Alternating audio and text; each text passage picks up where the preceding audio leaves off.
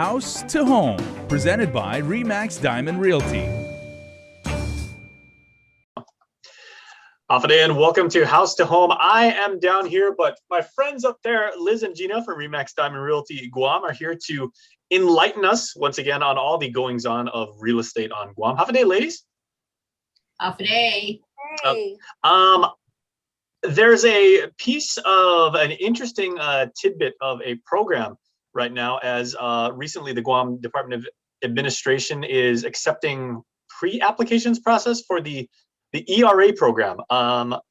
Gina, I'm intimately interested in what the Emergency Rental Assistance Initiative does. So can you break it down for us? I can actually bring it up here, but if you can say this in maybe plain English, so people like me would appreciate it. There we are.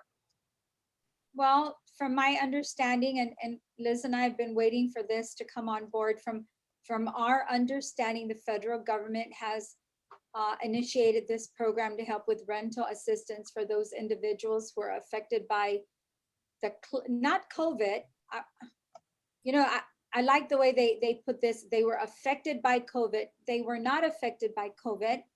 These are individuals who are affected by the mandatory lockdown that certain states and territories where the government has put lockdowns into place. So they've lost their jobs or altogether, or they have reduced hours. So the federal government is initiating this emergency rental assistance, and there's guidelines. So Jace, we shared the guidelines with you, some of the questions that people are going to ask. Mm-hmm. Now, how Let me this bring is that one going to, up. yes, please. Okay, here we are. Maybe people can contact us or contact you, Jace, to get a copy of these documents. Now, the thing is, Gov Guam Department of Administration is going to open up the applications, I believe, Liz, on March 3rd. March 3rd to the 19th, but there's certain things in this document that talks about a certain income level, but it does not specify what the income levels are at this time. They're saying that the household has a household income at or below 80% of our median income. And the last median income declared was what, 48,000 in 2015 or 2010? Yeah, the last census is when they made that determination. Right, and they recently completed the census, but what is the current median income? We don't know. My concern is now that this is out there, there's going to be a flood of people applying. They need to know, because it's going to create a bottleneck. I think people need to know what that median income is. Do they qualify, or are we going to get 80% who don't qualify and 20% that do? So it'll create a bottleneck in terms of the application process.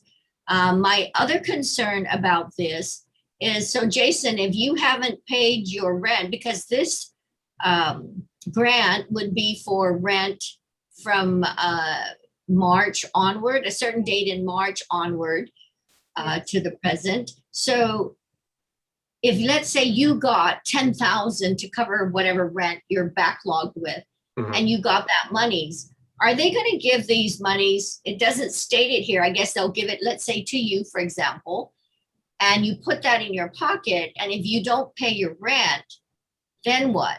I mean, it's the objective of this grant is so you can pay your back rent. And we're hoping it goes to the landlords that have to pay their mortgages and cover their expenses associated with these backlog of rents. So that's one big concern Gina and I have, that hopefully there's processes in place to protect the intent of the grant. Yeah, I noticed, Liz, that the governor's office is saying that the landlord's portal, so for a landlord can help the tenant apply for this, but the landlord's portal is not going to be made available at the same time. I think they're opening the portal for the tenants first. And you're absolutely right. I hope that that if a person does qualify, that the monies go directly to the landlord. And when was the last time something like this, I mean, put it into historical perspective within your industry, is when was the last time something of this magnitude was conceived, was implemented, was distributed? I mean, even the '08 financial housing crisis, because that was people actually owning their own homes, right? I don't remember ever seeing anything like this. How about you, Gina? You've been in it longer. 36 years, but doing real estate. But you know what? I don't think the government has ever interfered with the private sector's ability to do business. The emergency mandates have always been applicable to what the government needs to do to provide services, to get the power back up, to provide security, to provide, the essential services. It has never stepped in and said, for your own good, we're not going to allow you to do any more work until we say you can. They've never done that.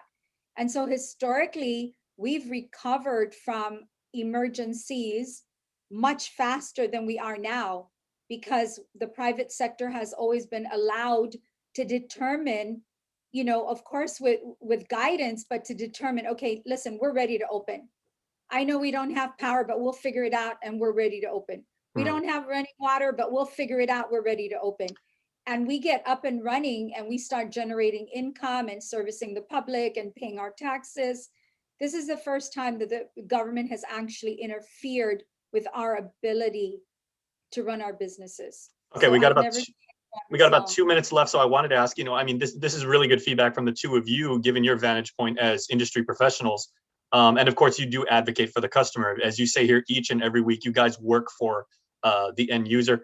But have you had any feedback, and what's the word on the street so far from both landlords and tenants about this, either pro and con? Is there a buzz so far? Well, this is new. This is just something that just hit the streets. So in terms of landlords, we've heard from landlords that are suffering because either the rent was deferred or the rent was not paid, and they have bills to pay. So it affected their financial situation. This is good. What they're proposing is good. And if it meets, again, I want to emphasize, if this meets the intent to take care of back rent and for the monies to go to where they are due, versus the tenant taking the money and splurging and thinking it's Christmas again and using these monies for other things other than the intent. So I'm just hoping that there's some safety catches in here that will guide the tenant to say, hey, this is what you're getting it for, and how they're going to implement it, what safeguards and regulations or guidelines are in place to ensure that it does go to the landlord. Well, I wonder if there are any landlords, based on your network of associates and everything, that would be willing to come on our show and actually, share their story and say how this is actually affecting them, like in the real world. Yeah, I mean, we can certainly. Yeah, we should. We'll check on that and bring them in. Yeah, Jay said just a couple of points before we sign off. Sure. Number one, this portal for the tenants is only going to be available from the 3rd until the 19th. So that's important, because I hope the GovGuam is ready for that kind of activity, because I imagine there's going to be a lot of people trying to log on for help. The other thing is, it says that this is to help with residential rental only. And so commercial people,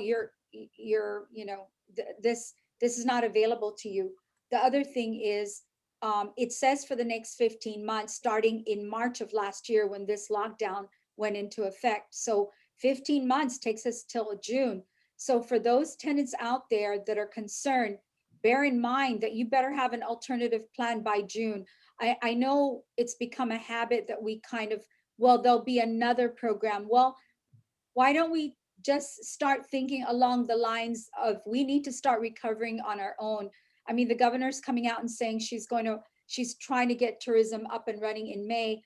I hope we're not still at a lockdown by the time the tourists come, because for me, that doesn't balance out. We have some businesses that are still at 50%, allowed to do 50% business, but we're looking towards having tourism in May.